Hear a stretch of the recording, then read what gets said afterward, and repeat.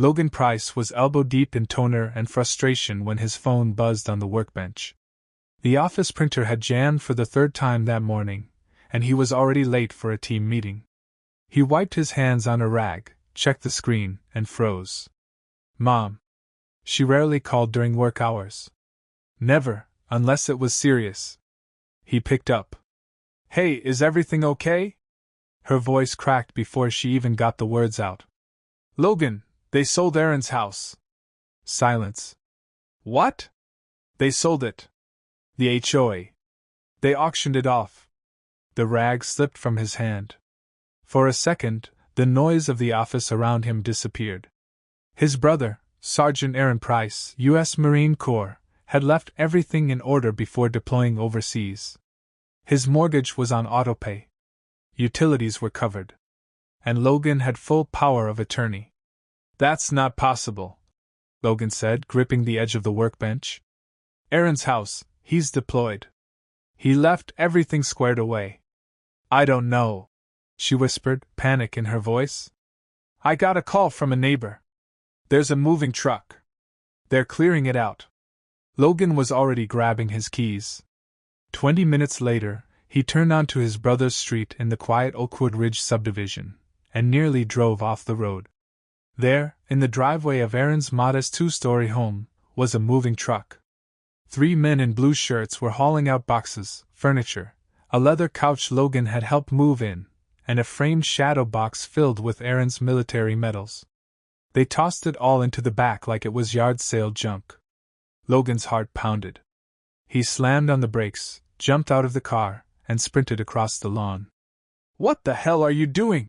He yelled. The movers looked startled but didn't stop. And then he saw her. Standing on the porch in a tailored blazer, clipboard in hand and sunglasses perched like a crown of authority, was Gwen Radcliffe, president of the Oakwood Ridge HOA. Logan had only met her once, when she tried to fine Aaron for having an unauthorized flagpole on Memorial Day. Mr. Price, she said coolly, removing her sunglasses. I figured you'd be along shortly. You're evicting a deployed Marine, Logan snapped. How is this even legal? She glanced down at her clipboard like she was reviewing a lunch order. This property was declared abandoned after 6 months of unapproved vacancy. Notices were sent.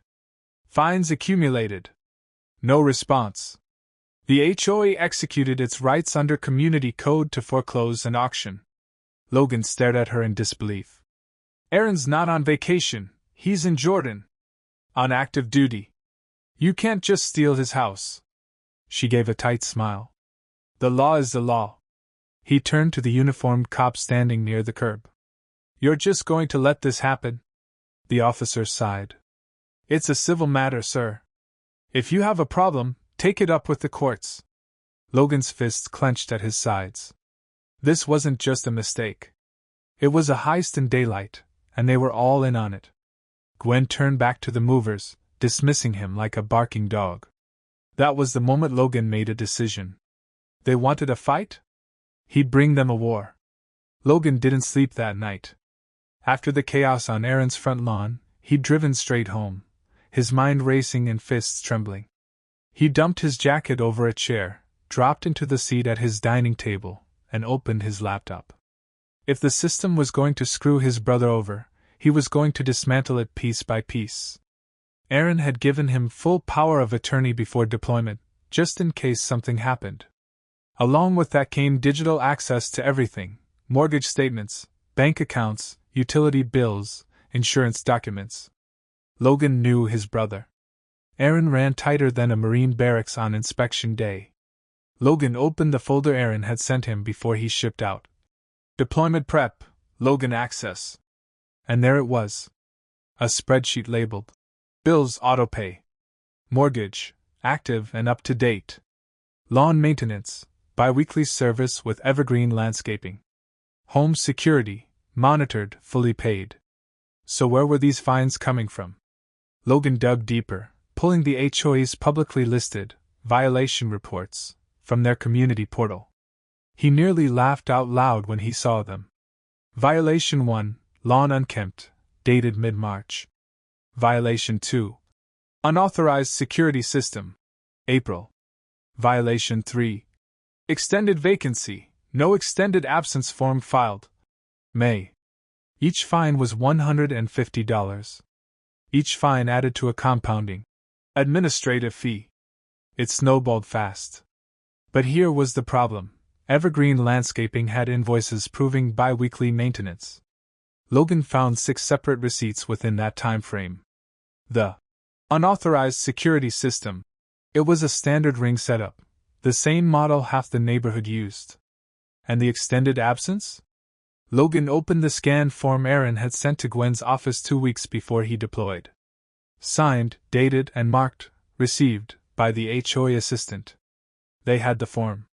They ignored it. This wasn't negligence. This was a setup. And then came the real gut punch. Logan checked the county property transfer records, hoping the emergency injunction had frozen the sale in time. The system showed a pending transfer status. The buyer's name? Ryan Radcliffe. Radcliffe. Logan stared at the screen, chest tightening. He pulled up Gwen's publicly listed HOA bio, something he'd rolled his eyes at when Aaron first moved in. There it was. Clear as day. Gwen Radcliffe, president of the Oakwood Ridge HOA since 2018. Proud aunt of local entrepreneur Ryan Radcliffe.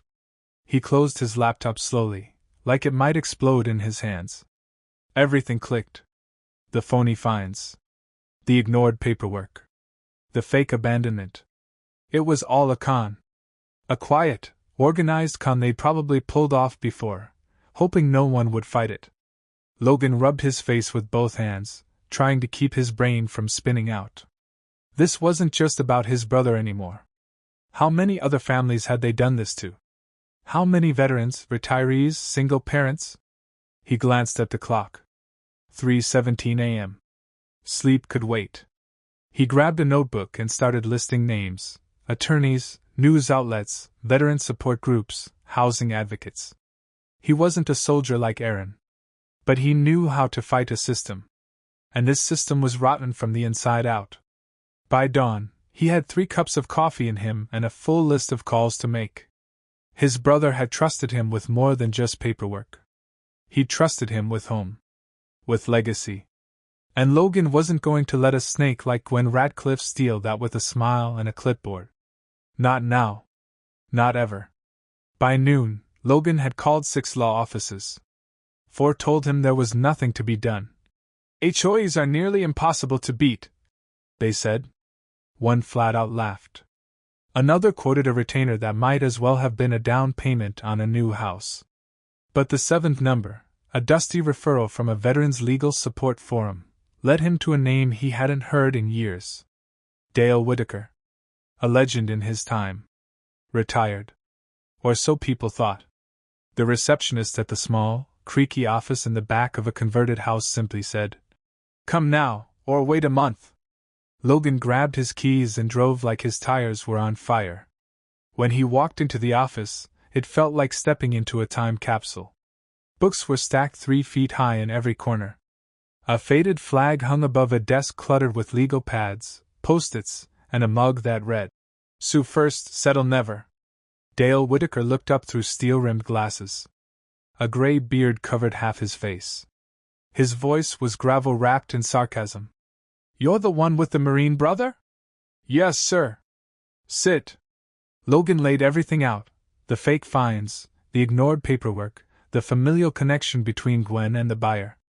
When he was done, Dale leaned back, let out a long exhale, and muttered, "This is war." Logan blinked. "So, you'll take it?" Dale's mouth curved into something between a grin and a snarl. "I've been waiting for one like this."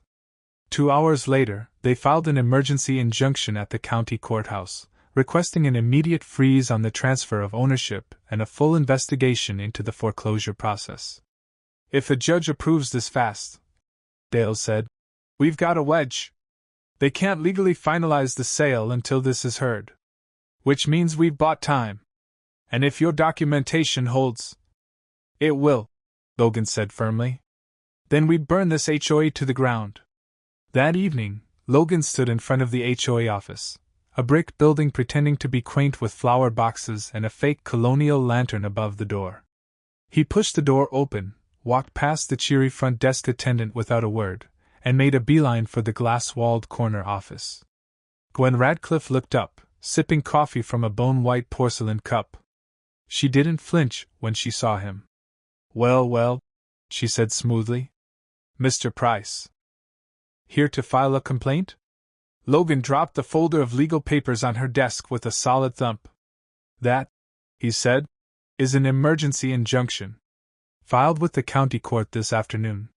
Any further attempt to transfer ownership of my brother's home will be considered a violation of court order." Gwen arched an eyebrow, set down her coffee, and opened the folder. Her eyes scanned the top page. For a moment, just a moment, her face twitched. But the smirk returned. "You really think this is going to stop us?" Logan didn't move. "I don't think. I know." She leaned back in her chair, laced her fingers across her stomach. "Let me explain how this works, Mr. Price. By the time your injunction gets in front of a judge, the deed will already be transferred. Once it's recorded, reversing it is like trying to unring a bell. Then I guess we'd better make a lot of noise," Logan said. Gwen chuckled, shaking her head like she was talking to a stubborn child. "You have no idea what you're getting into. We've done this before. You won't win." Logan turned to leave, then paused in the doorway. "Yeah," he said. "But none of those people had a brother who bled for this country." And he walked out, not just angry anymore, but armed. Logan walked out of the HOA office into the crisp Washington air, his heart hammering with adrenaline. Gwen had laughed off his injunction like it was a joke, but she didn't know what he had planned next. She thought he was just some quiet younger brother with a stack of papers. She had no idea he was about to light a fire she couldn't put out. That night, Logan opened his laptop, created a burner email, and jumped on every social media platform he could think of: Reddit, Facebook, TikTok, Twitter. His post was simple but brutal. "My brother, a deployed U.S. Marine, had his home auctioned off by an HOA while serving overseas. The HOA president sold it to her nephew. We filed an emergency injunction. Now we need help making this public. #VeteranJustice, #HOA scam." He attached photos, boxes on the lawn, the auction notice, Aaron's deployment orders, the emergency injunction, and a screenshot of the county record showing buyer, Ryan Radcliffe. He hit post, then leaned back and waited. He didn't have to wait long. Within 6 hours, the Reddit thread exploded. Within 12, #HOA scandal was trending on Twitter. TikTokers were stitching reaction videos. Instagram pages for veterans' rights began reposting. And then came the real reinforcements. Veterans Legal Defense Funds reached out, offering pro bono counsel. A retired Marine colonel shared the story on Facebook, saying, "We don't leave our people behind, not overseas, and sure as hell not at home." A local NBC affiliate called for an interview. Logan showed up in his work jeans and flannel, nervous at first, until the cameras rolled. He spoke from the gut. "Aaron's not just my brother. He's a Marine. And while he's protecting this country, some HOA clown sold off everything he owns. We're not just fighting for one house, we're fighting for every service member who's ever been screwed by people like this." The clip aired that night. The next morning, Good Morning America called. By the end of the week, state legislators had released statements condemning the foreclosure. One Washington state senator, herself a Navy veteran, issued a formal request for the state attorney general to investigate. The pressure was mounting. Even the Department of Defense sent a letter of inquiry to the HOA's board. Gwen Radcliffe was still hiding behind legalese and board procedures, but the walls were closing in. Fast. Logan could feel the shift. People weren't just watching anymore, they were enraged. Inspired. Ready to act. By the time the court date arrived, the courthouse looked like a rally ground. Logan pulled up in his dented Tacoma, heart pounding, to see dozens of people already standing outside, veterans in dress blues, neighbors holding handmade signs, news crews setting up tripods. A banner hung over the courthouse gates, Stand with SGT, Price. Inside, the air buzzed with anticipation. Reporters lined the benches. Military families sat shoulder to shoulder with everyday folks, mothers, retirees, teachers. And somewhere in the front row sat Aaron's commanding officer, freshly flown in on a 24-hour leave. When Logan walked through the doors, people stood up and applauded. He wasn't used to being the center of anything. But today, he was the voice for someone who couldn't speak for himself. Gwen arrived 15 minutes later, flanked by her lawyer and 2 board members, all in tailored suits. She wore oversized sunglasses and a stiff smile. But she couldn't hide the tightness in her posture. The courthouse wasn't her turf anymore. This wasn't a board meeting with stacked votes and blank stares. This was war. And Logan had shown up with an army. As he sat beside Dale at the plaintiff's table, Logan looked around the room, then glanced up at the judge's bench. This was it. The moment everything would change. The courtroom felt like it was holding its breath. Logan sat at the plaintiff's table beside Dale Whitaker, his hands folded tight in his lap. All around him, the rows of wooden benches were packed, veterans in uniform, neighbors from Oakwood Ridge, reporters typing furiously, even a few off-duty law students taking notes. The buzz of conversation dropped instantly as the bailiff barked, "All rise." The door behind the bench opened, and the judge entered. Judge Claudia Henley, a no-nonsense federal magistrate with a reputation for tearing apart sloppy arguments and despising anyone who wasted her time. She adjusted her glasses, took her seat, and scanned the room. "Let's proceed," she said.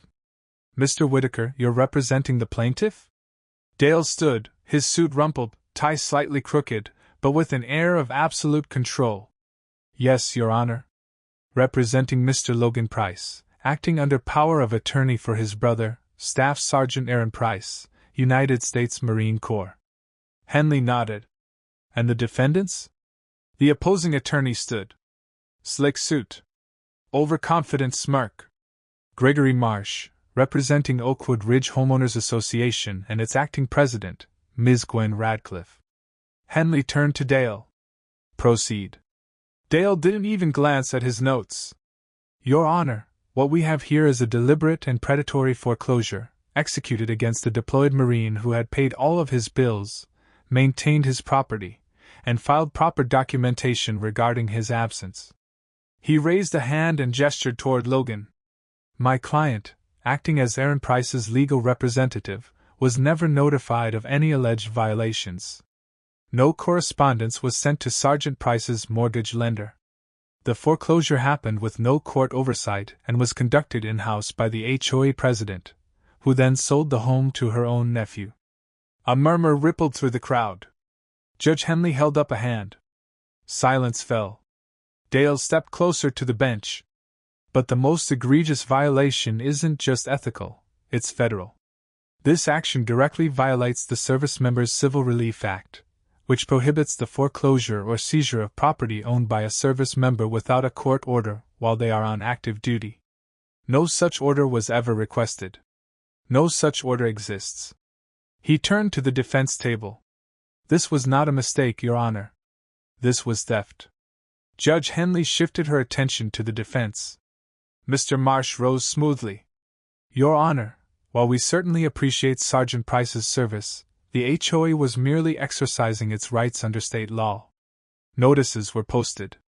Fines were accumulated over 6 months of unreported vacancy. The community has clear bylaws. The SCRA," Judge Henley interrupted, "is federal law. And it supersedes any state or community regulation. Are you telling me your client was unaware of this?" Marsh's confidence faltered. "Well, the specifics." She leaned forward. "Let me make this very simple. If your client foreclosed on a property owned by an active duty service member without court approval, that foreclosure is automatically invalid, regardless of state code or HOA bylaws." Gwen shifted in her seat, her usual composure cracking. Henley now locked eyes with her. "Ms. Radcliffe, did your board ever file a motion with the court to initiate foreclosure proceedings?" Gwen opened her mouth, but nothing came out. Her throat bobbed. We followed the process laid out in our governing documents. It's been done before. That, Henley said sharply, is precisely the problem. She turned to the clerk. Mark this foreclosure as null and void. The attempted sale is vacated. No transfer of ownership is to occur. The house remains the legal property of Sergeant Aaron Price. The room erupted. Gasps, quiet applause, muffled cheers. Henley banged the gavel. Order. Gwen's attorney tried to recover. Your Honor, if I may. No, Mr. Marsh, you may not, she snapped. The fact that your client conducted a foreclosure without even consulting a court, on a deployed Marine, no less, is a disgrace. She turned again to Gwen. And frankly, Ms. Radcliffe, the notion that you didn't know the legal protections afforded to service members under federal law tells me you were either incompetent or willfully malicious. Possibly both. A full beat of silence followed. Then Judge Henley said, voice cool and final. This court is forwarding the matter to the U.S. Attorney's Office for further review of potential criminal violations, including fraud, abuse of authority, and conflict of interest. Gwen's face went pale. Her hands trembled in her lap. Logan exhaled for the first time in what felt like an hour. His eyes met Dale's. The older man gave a slow nod. It was done. They had won. If you think the judge made the right call, comment yes below. By the time Logan stepped out of the courthouse, Gwen Radcliffe's empire was already starting to crumble. Reporters swarmed the steps, but he didn't need to say a word. The judge's ruling spoke louder than anything he could have offered. Beside him, Dale gave a rare smile, adjusting his tie like a soldier holstering his weapon after a victorious battle. The next morning, Gwen Radcliffe resigned as HOA president, citing personal reasons. But nobody believed that. Within 48 hours, the state attorney general's office launched a formal investigation into the Oakwood Ridge HOA. The local news aired a special segment titled, Foreclosure Fraud in the Suburbs. And suddenly, Gwen's tidy list of past HOA successes started looking more like a rap sheet. Turns out Aaron wasn't the only one. A retired couple had mysteriously lost their property over alleged unpaid fees they'd paid months earlier with canceled checks as proof. A single mother had been fined $1,200 for unauthorized outdoor equipment after leaving her daughter's swing set out overnight. And all of them? Gone. Homes foreclosed. Quietly resold. More damning still, 3 of the buyers turned out to be connected to Gwen, a niece, a business partner, and her personal assistant. What had once been brushed off as strict enforcement now reeked of systematic abuse. The HOA board members, most handpicked by Gwen, resigned in rapid succession. Some were subpoenaed. One lawyered up immediately. The Department of Justice opened a separate inquiry. But Gwen didn't get far. Her bank accounts were frozen. Her assets placed under review. A lien was filed against her personal residence, pending civil suits from multiple former homeowners. And Aaron? The court not only restored full ownership of his home but ordered the HOA to pay $275,000 in damages, including loss of property, legal costs, and emotional distress compensation for both Aaron and Logan. It won't undo what happened, the judge had said, but it's a start. Logan stood outside his brother's house a week later, watching contractors carry in new appliances. The couch that had been thrown on the lawn? Replaced. The metals? Reframed and rehung. Everything that mattered was coming back together. And Gwen? She was gone. No goodbye. No public apology. Just a quiet vanishing act, her name now whispered in the HOA community like a cautionary tale. But the final nail came when Oakwood Ridge held a public vote to rebuild the HOA. A new president was elected unanimously, retired Army Master Sergeant Keith Barlow, a neighbor who'd once been fined for flying his unit's flag too low on the pole. His first order of business? A new bylaw. No HOA shall pursue foreclosure proceedings against any active duty service member under any circumstance without a court-issued order and full legal review. Logan read the resolution, then folded it into an envelope addressed to Aaron overseas. Justice hadn't just been served, it had been codified. The system that tried to ruin his brother was now the very one that would protect the next soldier who deployed. Should every HOA be banned from foreclosing on military homes? Comment 1 for yes, 2 for no. 9 months after Aaron Price boarded a plane to Jordan, he stepped off another one onto the tarmac at Seattle-Tacoma, duffel slung over one shoulder, the desert still clinging to his boots. He'd heard pieces of the chaos while overseas, bits of emails from Logan, delayed messages through military channels, but nothing concrete. Last he knew, the house was gone. The government gave him 2 weeks of decompression time before returning to duty. He spent most of it bracing himself to come home to nothing. But when the cab turned into Oakwood Ridge and crawled toward his street, he sat up straighter. There were people outside. A lot of them. And signs. As the car rolled to a stop in front of his house, Aaron's breath caught in his chest. A massive white banner stretched across the porch, hung from window to window, hand-painted in bold red letters. "Welcome home, Sergeant Price." Neighbors stood on the sidewalk, clapping. Veterans in uniform saluted. One kid held a sign that said, "Thank you for your service." And standing at the center of it all, arms crossed and grinning like hell, was Logan. Aaron stepped out of the cab slowly, stunned. "You rebuilt it?" Logan shrugged. "You didn't lose anything, man. Not on my watch." Aaron dropped his duffel and pulled his brother into a tight hug. "You still have a home," Logan said, voice low. "And now, no one can ever take it from you again." Inside, the house looked almost exactly how he left it. The flag shadow box was hung clean and proud over the mantel. The new couch was somehow the same shade of brown. And on the kitchen counter sat a framed copy of the new HOA bylaw, the one that bore his name. Aaron turned to Logan, eyes glistening. "You didn't just save my house." Logan gave him a quiet nod. "No. We changed the rules." Outside, the neighborhood buzzed with life. And for the first time since he left, Aaron felt it settled deep in his chest. He was home. Love stories where justice wins? Hit like and subscribe so you never miss the next one. At its core, this story isn't just about a house, it's about what we choose to protect when no one's watching. It's a reminder that laws, no matter how technical, must always serve people, not power. When a system designed to build community becomes a weapon to exploit it, we all have a responsibility to push back. Logan didn't wear a uniform, but he fought like a soldier, for family, for principle, and for every person who's been steamrolled by bureaucracy. And in doing so, he proved something powerful. You don't need a badge or a title to make a difference, just courage, clarity, and conviction. It's also a wake-up call. If you live under an HOA, know your rights, read the bylaws, and never assume they're untouchable. Because silence is what empowers abuse. And for every veteran watching, this is your reminder. You didn't serve your country just to be bullied at home. Your sacrifice deserves protection not just on the battlefield, but in your own neighborhood. Stand up. Speak out.